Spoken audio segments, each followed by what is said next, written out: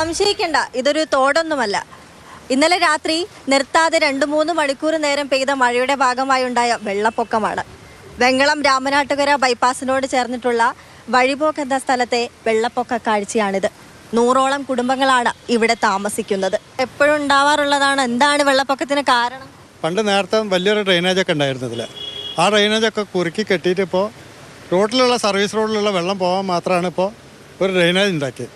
പൊതുവിൽ നാട്ടിൽ ജീവിക്കുന്ന ആളുകളെ വെള്ളമൊന്നും ഈ ഡ്രെയിനേജിലേക്ക് ഇപ്പോൾ പോകുന്നില്ല. ഇവരടുത്ത് നിരന്തരം ഇവിടെ കട്ട് ചെയ്തിട്ട് വെള്ളം പോകാനുള്ള സംവിധാനം ഉണ്ടാക്കി തരുന്നത് ഇതുവരെ മഴ പെയ്തിട്ടും ഒരു എത്തിയിട്ടില്ല. ഡ്രൈനേജിൻ്റെ പണി എടുക്കുന്ന സമയത്ത് നമ്മൾ ആദ്യം അവരോട് പറഞ്ഞതാണ് നമുക്കുള്ള ഡ്രൈനേജ് ഉണ്ടാക്കിയിട്ട് മറ്റേ ഡ്രൈനേജ് ഉണ്ടാക്കാൻ. പക്ഷേ അവർ ചെയ്തിട്ടില്ല. അന്നത്തെ റോഡിന് ഒരു ഓവുചാൽ ഒരു 2 മീറ്റർ നിങ്ങൾക്ക് നോക്കിയാൽ കാണാം, 2 മീറ്റർ നീളത്തിലൊരു ഓവുചാലുണ്ടായിരുന്നു. ആ ഓവുചാലുള്ളത് കൊണ്ട് നമുക്ക് വെള്ളം കയറുന്ന പ്രശ്നം ഉദിക്കുന്നതേ ഇല്ലായിരുന്നു. ഇപ്പോൾ ഇത് NHൻ്റെ ഭാഗമായിട്ട് ആ സ്ഥലം കൂടി ഏറ്റെടുത്ത് കഴിഞ്ഞു.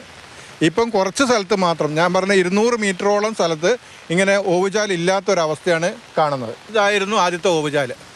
ആ ഓവുചാൽ കംപ്ലീറ്റ് ഇപ്പം അങ്ങോട്ട് മണ്ണിട്ട് മൂടിക്കഴിഞ്ഞു. ഇവിടുന്ന് അങ്ങോട്ടുണ്ട് ഉള്ള ഓവുചാലിലാണ് പോസ്റ്റ് കിടക്കുന്നത്, മണ്ണിട്ട് മൂടി കിടക്കുകയാണ്. ബാക്കി ഒരു 1.5 ഫൂട്ട് വീതി തന്നെ ഉണ്ടാവുന്ന ആ ഓവുചാലിന്.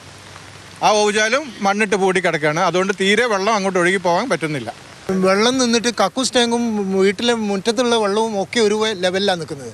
ഇപ്പോൾ കക്കൂസ് പോയിട്ടുണ്ടെങ്കിൽ മലം പുറമേക്ക് പോകുന്ന ഒരവസ്ഥയാണുള്ളത്.